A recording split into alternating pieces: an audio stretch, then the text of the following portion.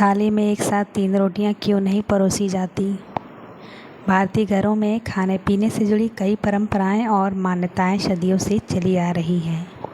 इन्हीं में से एक मान्यता यह भी है कि थाली में एक साथ 3 रोटियां नहीं परोसनी जानी चाहिए। परिवार वालों में अक्सर देखा जाता है कि अगर कोई गलती से 3 रोटी ले भी ले तो बड़े बुजुर्ग तुरंत उसे रोक देते हैं। पर आखिर इसके पीछे कारण क्या है, आइए जानते हैं।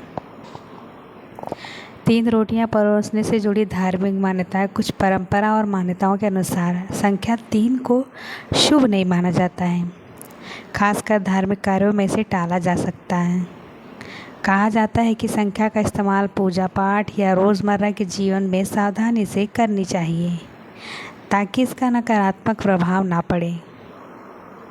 इसी वजह से भोजन की थाली में भी 3 रोटियां एक साथ परोसने की परंपरा नहीं रही है। मृतक भोज से जुड़ी मान्यता।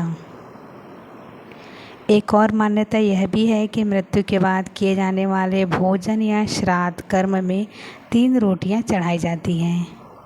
इसी कारण कुछ परिवारों में यह विश्वास है कि जीवित व्यक्ति की थाली में 3 रोटियां रखना अशुभ माना जाता है।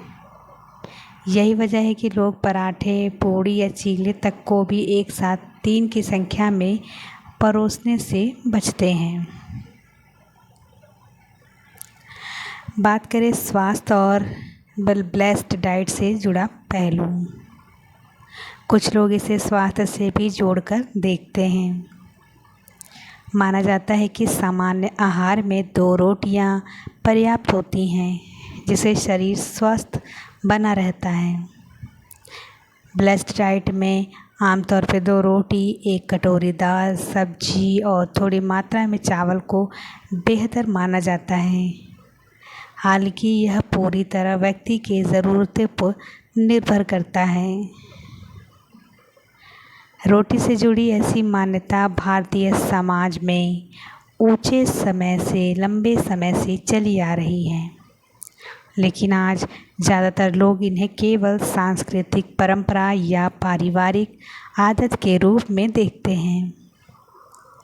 एक्सपर्ट के अनुसार इन बातों का कोई वैज्ञानिक आधार नहीं है।